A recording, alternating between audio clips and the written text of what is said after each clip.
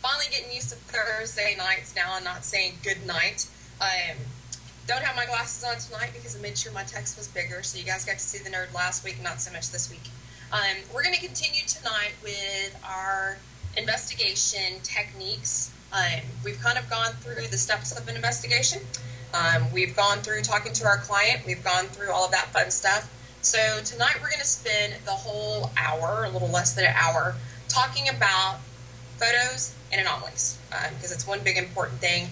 We've seen a lot of it on the MPS site, so I just think it's perfect timing with reviewing investigations and how to go through your stuff. So we'll go through looking at photos, looking at some of the anomalies, that type of thing tonight. We're actually going to have another school book session, so if you guys want to take notes, you can. The information that I pulled came from a website that I'll give you that you can go to as well, so that you can go and check it out for yourself and some additional links there. Then next week we will try to look at, Jason's been reviewing footage for us from this past weekend, so next week we'll try to look at some EVP, some audio clippings and how to review some of that. Not sure if we'll actually have some video footage to look at or not, because that's kind of hard to do the way the show's set up, but we might be able to show you some snapshots, or we might actually be able to film us looking at it and reviewing it to kind of give you the gist of how that goes. Then after that, guys, we'll talk about wrapping up investigations, meeting with your client, doing the reveal, deciding whether you need to go for another investigation or not. And from there, you guys, we're going to be looking at some footage of investigations. We filmed Saturday night at a theater in Denton. You guys will see some of that in the next couple of weeks as we get going through it and get permission to release some of that stuff. We've got some other stuff coming up we're going to be working on for investigations. So we're going to get to the nitty and gritty and the fun stuff probably in about 2 weeks. So you guys, if you'll bear with me on the educational part, we'll move forward from there. It should time out just right for the launch of Project Endeavor on the NPS website. So once you guys have reviewed everything about Investigation 101, you're going to be ready to take your information from your cases and key it into Project Endeavor. So that's kind of the plan. So let's get into it tonight. You guys are going to look at a couple of pictures while I'm talking here, just kind of giving some examples of some things we're going to look at tonight. We'll actually see some others as we talk about each individual piece. So don't get too mesmerized by the pictures tonight.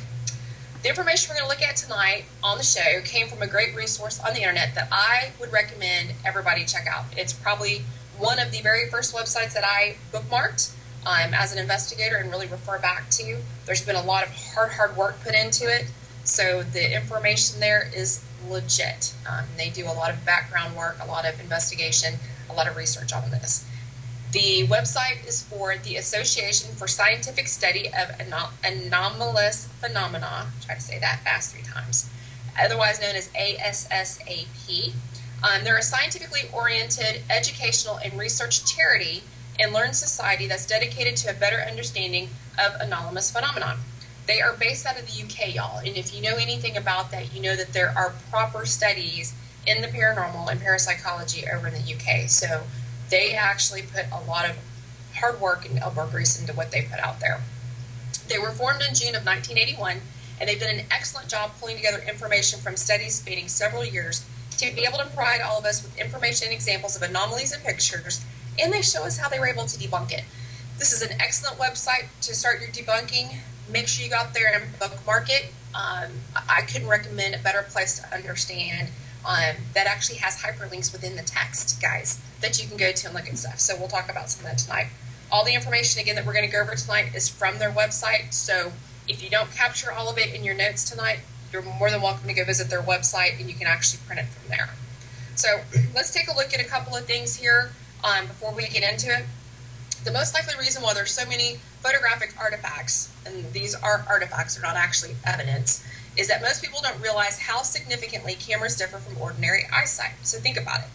Modern digital cameras are highly automated. They're point and shoot for the most part, meaning that it's possible to take acceptable photos without any knowledge of how photography works. Anybody can pick up a camera and doesn't have to have training to use it, in other words. This may well explain why artifacts or these pictures come as a surprise to many photographers and are sometimes interpreted as paranormal. One of the things that we aren't taught as investigators is how to use your camera. So think about that while we're looking at this tonight. Digital cameras are significantly different from film cameras in several ways. The most important from the point of view of paranormal photos is a hugely increased depth of field for most models compared to film. This has given rise to such well-known phenomena as orbs, or as I like to call them, and ghostly mist. And sometimes that's caused by environmental contamination. It could be mist, it could be smoke, it could be breath. We've talked about some of that. Some camera programs, or even the camera modes themselves, will give rise to their own peculiar artifacts, such as some of them that have the night mode on them. Those will combine a flash and a long exposure on them. And we'll talk a little bit about that tonight. I'm talking Greek right now, but you're going to know here in a little bit what all this is. In addition to that, digital photos pixelate. That means if you zoom in on them, they get like little squares, and those little squares make up the image. You've talked about, or you've seen, maybe you haven't, me doing graphics I have, you've seen things that are 100 dpi or 300 dpi. That's dots per inch. That means that there's 300 dots to make that picture, or 150 dots to make that one square for that picture. So if you think about it, when you're enlarging pictures and you're looking at them and they start getting fuzzy, it's because they've got bigger, so it's like 150 dpi versus 300. Hope that makes sense. Because of that pixelation, we start seeing pareidolia. So we start matrixing things and thinking that there's things there that isn't. So really, we have to look at digital versus film. How many of us still use film? Hardly any of us. We all like to use our digital cameras. Now, the most important type of paranormal photo by far is the photograph, the actual picture itself. These are things that look different simply because they are photographs. So we're looking at pictures.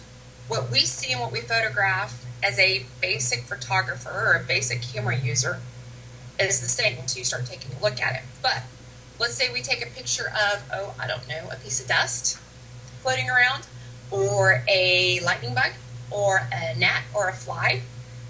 When we capture those on our picture, so you're talking about something very small, and again, we're talking about dots per inch on the picture, so something that's very small is going to look a little odd in a picture.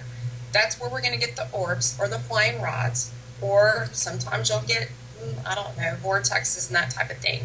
That's why. So you have to understand digital photography to understand what certain things are going to look at. And that's what ASSAP does for us. They actually go out there and capture a lot of this for us. So the camera is not a replica of our human eye, guys. It's just not. It reacts differently to light. If you stare at a constant light source for a long time, for us it remains the same brightness. But if we take a photo of that same light with a camera, the longer the exposure on the camera, the brighter the source is going to look. That's just naturally. It's just how it works. We're humans, and we're using a machine or technology to take a picture. It's formulated a little different. So there's a chart on their website that you guys need to take a look at. It actually shows you what the situation is, looking at the bright light. It tells you how we see it, remains the same brightness, and it tells you how the digital camera sees it. It looks brighter with a longer exposure. The same thing can happen with focus, a moving object, an object not seen well, bright objects, dark objects, peripheral view of scene, distinguishing similar shades, and everyday scenes. So let's talk about, like a fast-moving object. Situation is we're watching, I don't know, racing. We're watching cars go by really fast. Well, when we see them as they're going by, it's kind of blurred. You can't make out the number of the car maybe, or some sponsorship detailing on the car, something like that. The digital camera, think about it. If you're not setting your f-stop, your aperture, or your shutter speed correctly so that it knows it's collecting motion, it's going to be extremely blurred. This holds true for any investigation we're on too, okay? So we got to think about that. That's why we talk about the 1, 2, 3 rule of pictures and taking 3 pictures in a row, okay? So you guys think about that when you're taking pictures. Now, let's go ahead and let's get into some nitty-gritty here. We're going to talk about out of focus first and depth of field. And you guys are going to see a picture in front of you. And this is probably a perfect example to show you kind of what we're talking about. There's 2 important concepts that divide how focus works. First, there's a depth of field. So what's going to be closer to the camera and closer to you, and what's going to be further away. The space in front of the camera is where the objects are in focus. Well, duh. The field in between, the field that's just a little bit in between, that's where objects are in focus. Okay, so if you're looking kind of at the depth of field here, if they're too close to the camera, it's not going to focus on it. If it's within that medium area there where the moth is, it's going to be in focus. And if it's further behind that, it's going to be too far for it to focus. So the depth of field of the camera, the actual camera, is not as good as that of the naked eye. So that means we can make out the tree branches better than the camera can, because the camera's trying to focus on something in front of it. And it's not necessarily directly in front of it, but in front of it. Plus, our eyes will change because we're focusing as we're turning our heads, where the camera needs a minute, especially if you're on autofocus, guys. The camera needs a minute. So we have to keep that in mind when we're taking pictures. You're taking pictures on your investigation of your client's site. You're in a building. It may or may not get the stuff that's further in the room. That's why you do the 1, 2, 3 shots in the entire room going around, okay? Now, depth of field can be calculated after the photos have been taken using EXIF information. We talked about EXIF. You can do those calculations online as well. You can key in the information. There's a website called DOF@master.com. Again, D as in dog, OFmaster.com. You can put your information in there and it will actually tell you the depth of field, okay?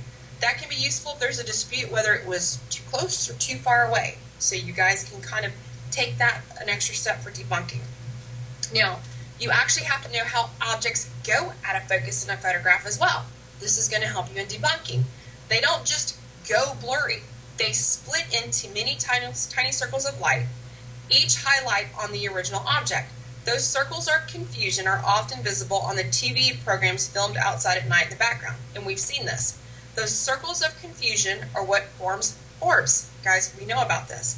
We know about dust. We know what orbs look like. We know what the dorbs look like. Now you understand why. It's the focus of the camera, okay? So let's talk about orbs again, because they're, our favorite subject, because they're always captured.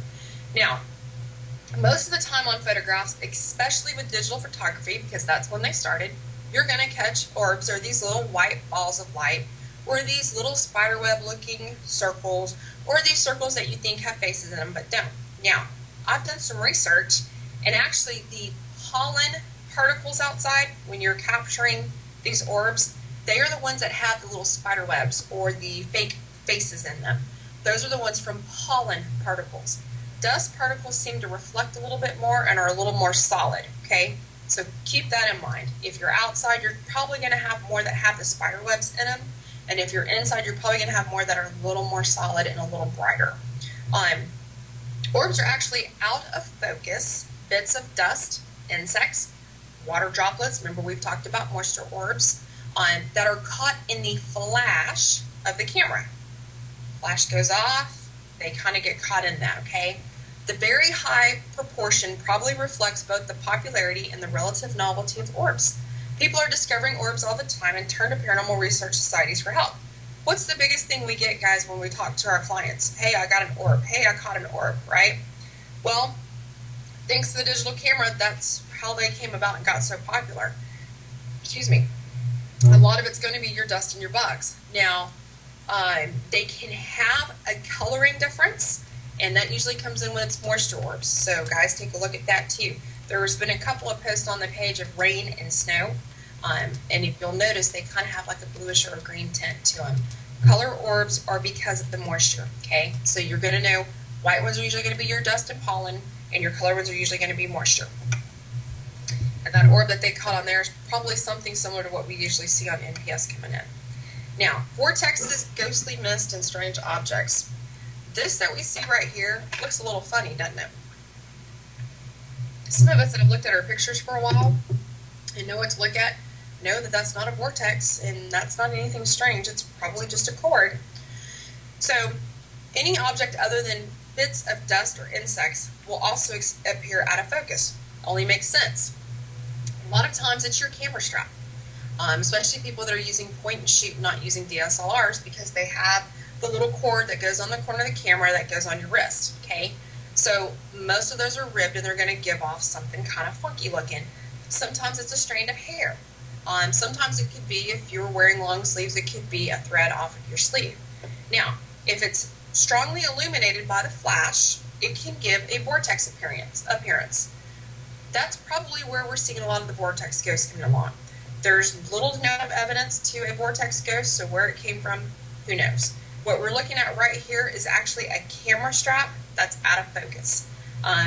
The wood behind it's kind of helping it give a little bit of a flash off and give the appearance of what it is. If you sit and look at it long enough, you can figure out that it's a camera strap, but upon first glance, you probably wouldn't. Something else that we see a lot as a result of things being out of focus is mist. It looks odd because it's out of focus and strongly illuminated by the camera flash. Ordinary mist can be photographed, but a more common source of such spooky mist is the photographer's breath, or that of others nearby, caught against a dark background on a cold night. Smoke from a cigarette can also cause the effect. We've seen that. Due to the intensity of camera flash, mist may appear on photographs that are not even visible at the time of exposure to the witnesses present. Such mist are frequently interpreted as ghosts, despite the fact that apparitions are not reported to look misty. That probably comes from watching it out of Hollywood and watching movies and so forth. So remember, when you're taking your pictures and you're outside and you're in the environment, to hold your breath when you're pressing the camera shutter, okay? Other objects can also appear to be out of focus, and we'll look at some of that stuff. But if it's out of focus and it's blurry, guys, it's not any good. Don't send it to us. Don't ask us to look at it. None of that, because if it's blurry, we can't do anything with it. I mean, what do you want us? What do you want us to do? Tell you that it's blurry? I mean, we just reviewed the dots per inch in a picture and how that works, how pixelation works. So if it's out of focus and it's blurry, don't even think about it being something that's valid. Long exposure will also cause some things to happen with the camera, and that's, based on the settings. And you would have to know a little bit more about your camera.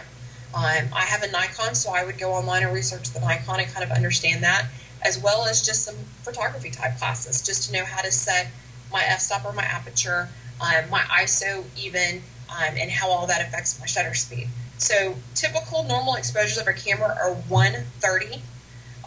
You can change that back and forth, and you can change your lens information to be able to go closer or go further away. So I'm not going to get into a whole lot of that. I'm not teaching photography class tonight because we're just looking at pictures, but you do want to do some research on long exposure and do some research on your camera.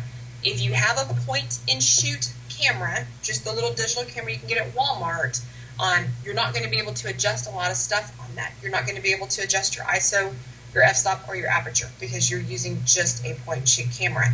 If you're using a Nikon or a Canon or a DSLR, you will be able to adjust that. So just know what your camera is and is not capable of. Now, talking about long exposure and what it can cause. One of the things that it can cause is light trails. So in the picture that we're looking at, you see the water ball and you see the light trail, right? Well, if the whole photo is blurred by camera shake, we usually can tell because the water bottle would be out of focus, everything would be shaky. But in paranormal photos, it's usually just one or two objects that's blurred. That can happen if there's a flash accompanied by a long exposure. Like, for example, when the camera's in night mode, it's automatically on a long exposure. That can give rise to light trails where bright objects appear smeared across the photo. This happens because the flash freezes most of the frame, and as the camera is moved with its shutter still open, very bright objects, candles, flashlights, reflections of them, have enough light to be recorded on the sensor chip. Because the camera may be moved to a point in a different direction to the original frame, it means that the light source originally outside the frame may appear on it. Their trail will come across. In the photo here, this is actually a small flashlight that's been trailed across the frame and frozen by the flash. More diffuse light sources can cause a filmy light trail like a glowing mist. So you'll want to look at the ASSAP website for some more examples and some links for that. But that's pretty much why you get the little, light trail or the little glow trail there. The next thing caused by long exposure is something that we love, ghosts.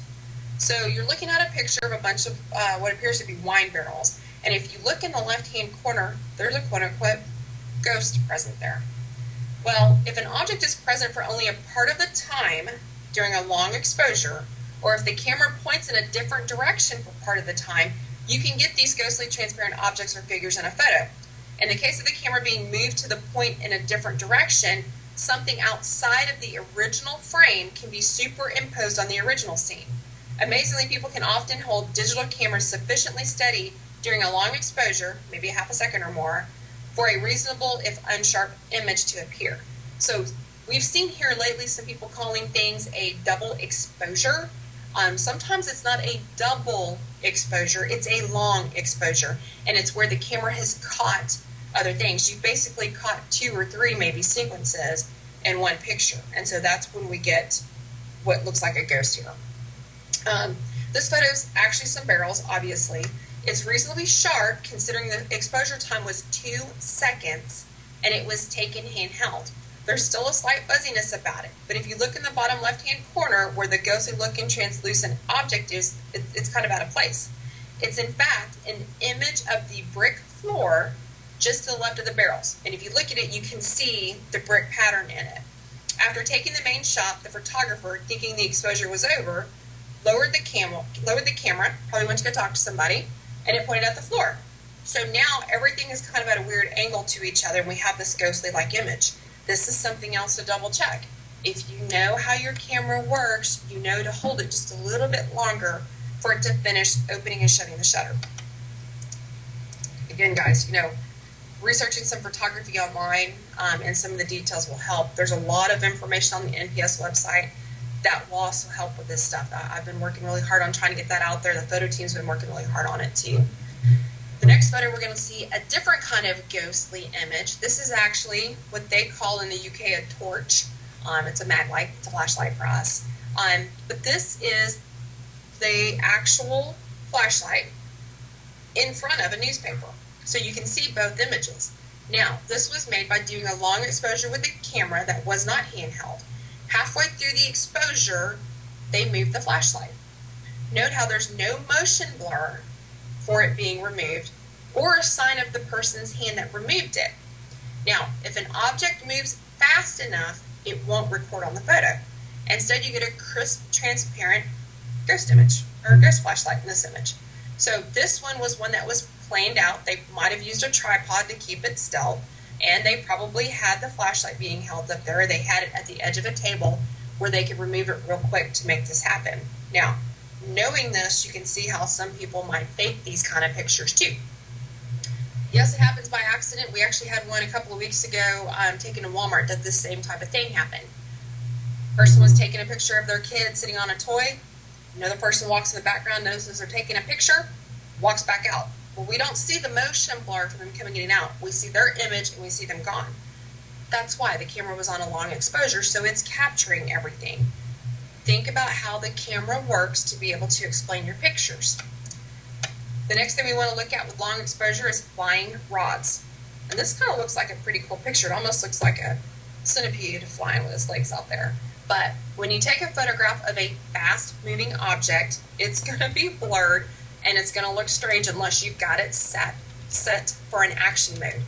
Even though the shutter speed is fast enough to freeze the background, which isn't moving, if you take a photo of an insect with a shutter speed of around 150, you're going to get a flying rod, which is what we're looking at. This is a flying insect. And this is actually one insect with the whole strand coming out. So you're seeing the insect from the time that it came up to the top left corner to the time it came down to the right, and you can see its wings. This isn't a long centipede-looking insect. This is just an insect with 2 wings that they've caught on the long exposure. So to appear as the rod, it's going to have to be in focus and large enough to be obvious in the photo. And it says that these conditions rarely occur, which is why flying rods are quite rare in still photographs. They still will happen, okay? This can be anything from a bug to a tree branch to, anything that's got something that looks like appendages or wings. So that's kind of what we're looking at here is one single flying insect that looks like a centipede. So I thought that was kind of cool. Another thing that can happen with long exposures, we're going to start seeing faces, figures, and objects that aren't there.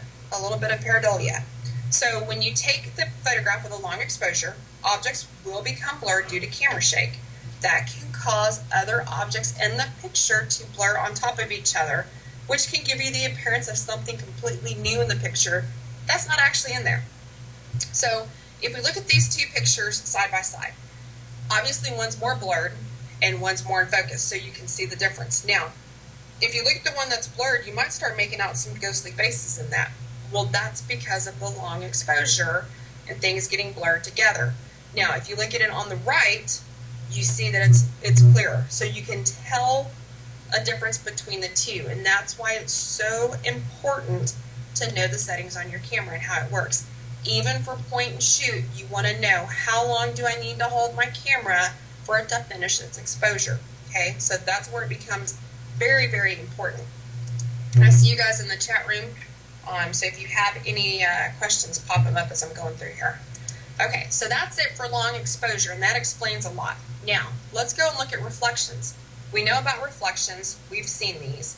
And you've been told not to do this, but if you're taking a picture through glass, like sometimes we see on the NPS website, people at museums taking pictures through a reflective surface through the glass, or if you're in your car and you want to take a picture, something along those lines.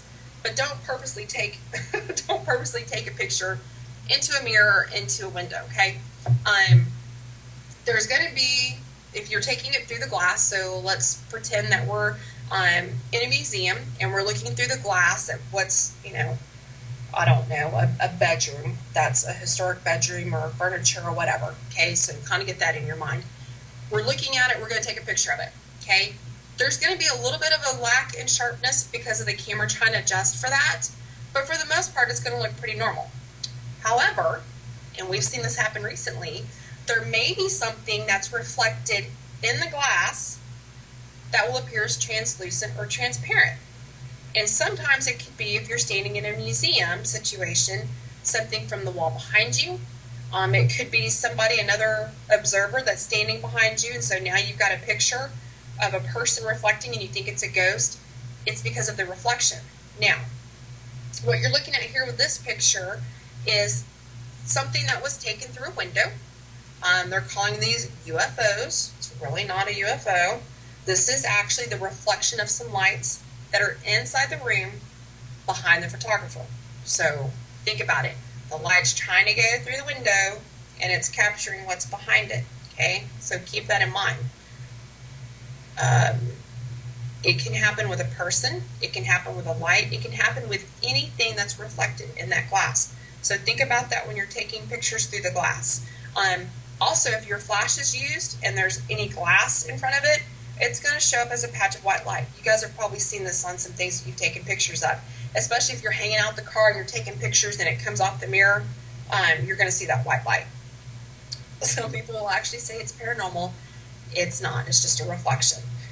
Sometimes the light can actually reflect inside the structure of the camera, and then you get what's called lens flare. And you guys, we've seen lens flare. So that can be anything from circles to areas of misty light to different colors to different shapes. Anything along those lines would be lens flare, and that's how that happens, okay? I didn't have any really good pictures of lens flare, but you guys know what it is. You've seen it, and you know what it is. Now, let's talk a little bit about, and I don't have pictures for these, but let's talk a little bit about resolution and perspective. Now, when we look outside and we are on an investigation, we see a continuous picture. There's no shutting down, no flashing, no adjusting, well, unless you have to wear glasses, but, for the most part, you see a continuous picture. There's no gaps, there's no edges, everything will appear solid. Everything, for the most part, will be in focus. Now, if you zoom in a digital photo in the software, that's when you get to a point where it pixelates. Remember, we talked about dots per inch. It will split up into rectangular blocks, and all of those blocks make that one picture. That represents the limit of the resolution of the photo. So if you have lots of dots, so the bigger the number, the better and the clearer of a picture you're going to have. The fewer dots you have, like 72 DPI or 70 DPI, it's going to be a crap picture. Okay, so keep that in mind. People will also report seeing faces or figures in objects that weren't in the original photo in the detail of a photo. That's because of these little dots and these little squares, okay? If you have a poorly pixelated picture, it's going to present poor evidence, okay? It's just going to happen. You can see strange shapes because of this. And you can see kind of different colors start to form that weren't originally there. The simple rule is if you can see individual pictures, and we've seen them on the MPS site, you're beyond the resolution of the photo. If you aren't seeing something that was really there, you're seeing a random shape caused by these rectangles. So again, go back to your camera, know what the settings are, know how you're capturing that picture. DSLR, we can set our cameras on what resolution we want that picture to come in. And yes, guys, if you're using an SD card, it's going to take more space to have a better picture. But would you rather have a better picture or a poorly pixelated picture that when you put it on MPS, we're going to be like, we can't really make it out because it's poorly pixelated? I think I'm going to want a little more room, and I'm going to buy a bigger SD card, okay? It's also hard to, in photos, and we've seen this as well, somebody takes a picture in the cemetery, it's hard to judge the size of a headstone or the distance of the headstone from the camera, from other headstones, from the person that was taking the picture, etc. That's perspective. That can also lead to misidentification of objects for obvious reasons. We had a picture last night and it was set in a graveyard, and of course it was a poor picture, poor lighting, poorly pixelated, but nobody could tell the distance between the headstones. Well, that's important. That right there can give you misinterpretation. It could be lens flare on top of that. It could be all sorts of stuff on top of it, and all that together, that's a really bad picture, guys. So higher DPI, higher resolution will get you a better picture so that when you do go and you zoom in on it, or let's say you do have something you want us to look at, when you crop that picture, it's still big, it's not little. If you guys see the thumbnails that are being posted on MPS, when we ask people to, post the original, that's why it's a poorly pixelated picture, because when they posted it, it was little, it wasn't big, okay? So keep that in mind. Low lighting, guys, low lighting. Low lighting is when you've got your camera, it's probably getting close to sundown and you're taking some pictures, okay? And let's say that you take a picture outside and you're just taking it of the environment, no building, no person, something like that. The flash will only have a range of a few feet, okay? So much of that photo obviously is going to look dark. Everything behind where it can focus on is going to be dark. Makes sense. Remember, we looked at the picture. What's in focus, what's not in focus closer to the camera, what's not in focus away from the camera. So sometimes, you guys know where I'm going with this, it's going to look like there may be a figure back there. Well, it's not that there's a figure back there, it's just the camera couldn't light far enough back there. Now, if you were to take a spotlight or something like that and put it behind you and to the side and light it all up, your camera would capture a little bit more. It would still be blurry because of the distance, but you wouldn't have these shadow figures, okay? I don't recommend doing that because we investigate in the dark, and it just, why would you do that anyway? Most of the time you're going to be inside. Now, one thing to remember with this kind of photo is it contains very little information and almost no detail. So what's the saying, when in doubt, throw it out? It's not going to get you anything good. Now, if you're in a cemetery or you're outside on property where you have to investigate, you might consider going with something such as, an infrared camera, a full spectrum camera, something along those lines. Don't expect to get clear pictures with your point and shoot or your DSLR. If you're going to be shooting outside, I would hope that you're set up with the lights and the proper equipment to be able to capture a little bit better. I would take most of my pictures with my DSLR in the daylight and in the light.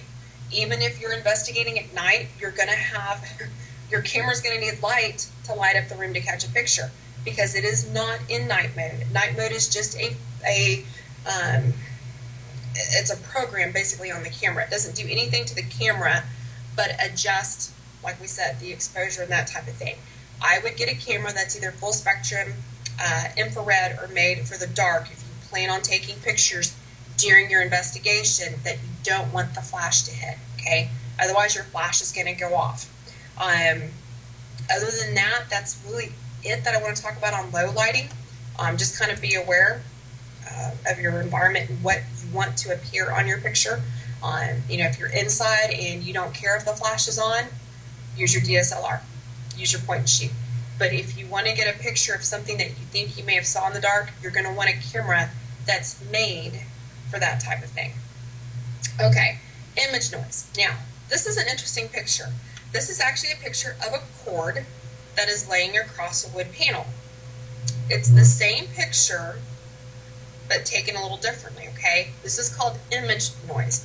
We haven't talked about this yet, but this is called image noise. Now, the image could be, as we see here, a variation in color. It could be a variation in the pixelation, in the view and the blurriness of it. Anything like that's going to be image noise. So here we've got a wire hanging in front. It was taken under the first one on the, let's see, let's say, I'm trying to see how I have them on for you. On the left, okay, so the image on the left is the normal exposure, underexposed in the middle, and then heavily underexposed on the right. All of these were taken at a high ISO setting. All of the images were in focus, and none of them suffered from camera shake. Okay, so they probably put it on a tripod and used a timer. Now, the very first image on the left, the one that was taken under normal exposure, we can see everything pretty clear. We can see the wood grain, we can see the cord. The second picture, which was taken underexposed, looks a little different. Some of the details vanished, it's a little blurrier looking. We can start to see a shadow of the wire. There's also some new things that have kind of come up, and we can see, you know, some different lines coming in with the wood grain that don't really look like the wood grain. In the final picture, in the underexposed picture, now that little metal almost looks like a little grommet.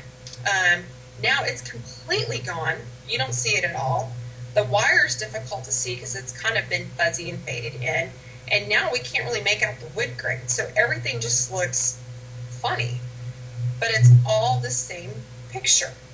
This is where we need to know how to set our cameras and how to do everything.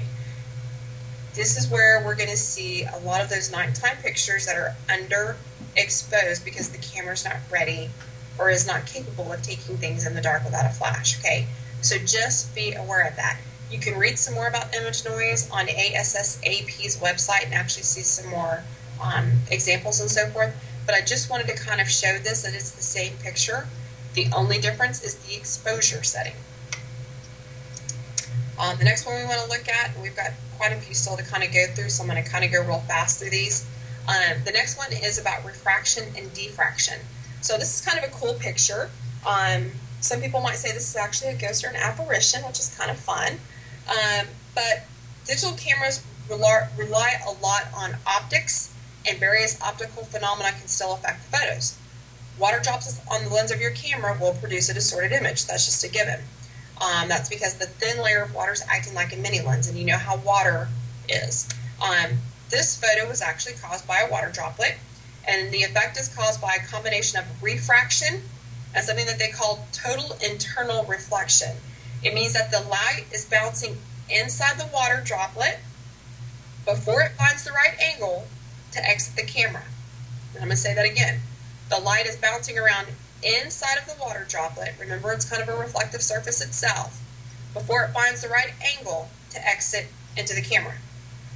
There's a lot more of these examples on the ASSAP website you guys can look at, but that's exactly what this is. This is just an internal reflection, guys. This isn't a ghost. So be aware of that. One single water droplet caused this, okay? The next thing we're going to look at is frozen rapid action. This is actually probably, I don't know, a sea otter. They called it some kind of unknown water bird or something like that. Oh, it is a water bird now that I see it. So what can happen here is, you know, it's swimming around, it's flapping its wings or whatever. You go to take a picture and the camera freezes that motion. And so now it becomes a little blurry. And it becomes a little unrecognizable. It just looks like a water creature. It doesn't even look like a bird. Well, that's because of the frozen rapid action. So be aware of taking pictures of things that are moving in speed. We know that from what we talked about earlier. Shadows. When you take a photo with a flash, there are usually no visible shadows because they are behind the object you are photographing, assuming that the flash is mounted on the camera. Now, sometimes people get weird shadow effects in flash photographs. There's likely two reasons for this. One is there's a second bright source of light present that throws visible shadows over the scene, or there's an object partially obscuring the flash unit itself. Hair, camera strap, that type of thing. In this picture, we can see a shadow on top of the newspaper clipping. This is an object that's partially obscured in the built-in flash of the camera. The result is what gave us the shadow. So you still have to think about, just because you can see it in the camera viewfinder, you can't see it in the camera viewfinder, doesn't mean that you're not going to have something kind of screw up your picture, because your flash is either to the side of your camera or on the top of your camera, and something still can get in front of that. Pull your hair back, pull your camera straps back, pull all that back away from the camera so you don't get shadows. Now, we kind of have a rocky looking picture here. This is unnoticed objects and misidentifications. We've seen this too. Now, we're not always going to remember the major items of a scene. 1, 2, 3 photography, remember, so we can review it later. And then when you go to review it later, was that in that room? What was that? Is that a table? Is that a chair? Same thing happens here, and that's when we start looking at pareidolia, or the new one that we learned this week, which is simulacra. I'm having a hard time with pronunciating today. But anyway, that's where we have the built-in tendency to see faces and figures in random patterns. We've talked about matrixing as what you guys know it as. So that's kind of what's happening with this rock formation here. We'll kind of go forward. I don't have any other pictures just yet. We'll look at some live pictures from Saturday night here in a minute. But, you know, guys, it's because of some of these type of things that we see the fake pictures. People will say, no, I didn't Photoshop it. No, I didn't use a Ghost app. No, I didn't do this. Well, you know what? They may be honest and they may not have done any of that, but they also didn't know how their camera works. And because of that, now we've got what could be called a quote-unquote fake or false positive picture. So keep that in mind when people are looking at pictures and claiming that they see something they really didn't capture. Other than that, that kind of goes through everything for anomalies, and you guys can see a lot of this. Again, you want to go to ASSAP and their website. When I share the archive for the show, I'll share the link to their website. Tons of information out there. This is just one small tidbit from their website, but you can go out there and bookmark it, and when you're looking at pictures, you can be like, you know, I remember seeing that little ghost image. What was that again? And you can go back out there and refer back to it. I highly recommend bookmarking it. Now, Eric, if you don't mind, let's put up the pictures from the investigation. Let's look at just the plane shot, which I think was number 12. Guys, this is from our investigation Saturday night. Jason, who's one of our NPS reps with TechSpart, was with us. It was actually running around taking pictures as I was taking pictures, and we had our DVR system set up, and we were actually investigating the theater. So this picture is taken by a, why am I having a hard time? Was it full spectrum or infrared? Jason, I think it was infrared. He'll let me know here in a minute in the chat room. But anyway, he was going around snapping pictures. So you can see on this first picture where the cameras are and the IR lights that are around them. So we've got one right there in the middle. We've got one up in the top left-hand corner. And then you can see some lens flare and some fun stuff coming off of it. So if we go to the next picture, you can see I have circled these areas and what they're coming from. So we've got a camera up in the top left. We've got a camera in the middle. They're coming forward. And the camera, it was IR. Thanks, Jason. Jason's IR camera, they're all meeting in the middle. Well, at some point when they're capturing, they're going to lens flare off of each other. And that's where we get that cute little UFO disc in the middle. But then if you also look to the left and right, we've got lines up and down from the other IR lights, okay? That's how that happens. It's not paranormal, it's just the way that the camera captured it. Now, let's look at the next picture. We see a shadow figure. I don't know how well you guys can see this, but on the right-hand side of the picture, above the back of the chairs, there's a shadow figure. If you guys can see that, we kind of laughed about it. Because in the next picture, you'll see Jason was kind of doing successive pictures. Remember, we talked about 1, 2, 3 and covering the room. You can see a picture of me with my camera taking pictures. And when Jason went to go take that picture with his camera, It emitted a light. We've got the other IR lights going. So now there's a shadow of me on the wall. Yes, that is a shadow person, but it's not a ghost. It's my shadow. It's my shadow of me taking the picture, and you can see that. And if you know to look at that picture and ask the question, who was investigating with you? What's to the right? Well, Jason did exactly what he was supposed to. He started in the middle, he took his pictures left to right, and he was able to answer his own question as to, was that a shadow figure? Because there I am standing there taking pictures. And you can see this in the side-by-side picture as well. So it's just something to be aware of, and it shows you how you can debunk your own pictures. If you know how the camera shoots and how the lights go, you're going to be able to say, yeah, you know what that is? Yep, that was lens flare. Yep, I got a shadow because my partner was over there investigating, taking pictures.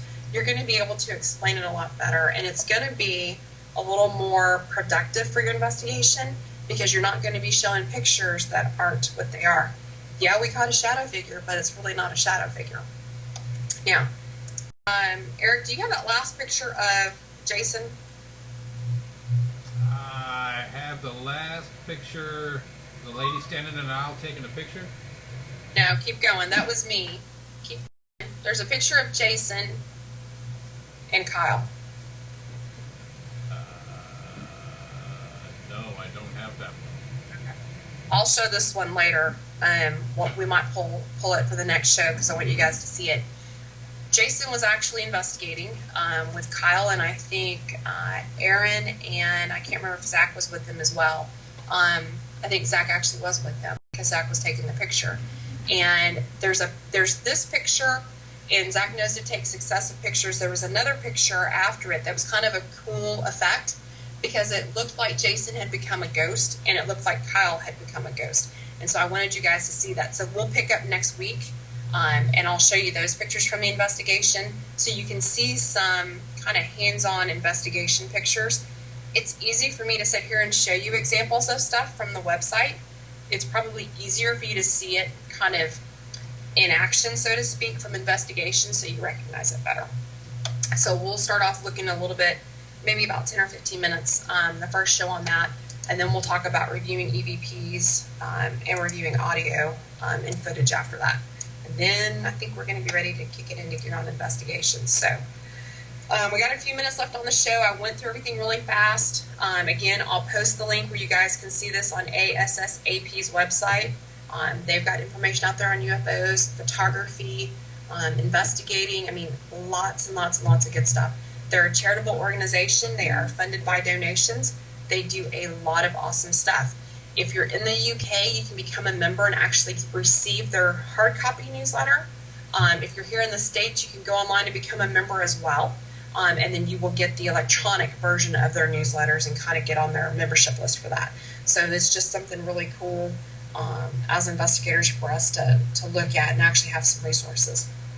So let's go ahead and let's get through sponsors, and then I've got an event I want to kind of push to at the end of that. So let's give a shout out to Paranologies, to Jeremy.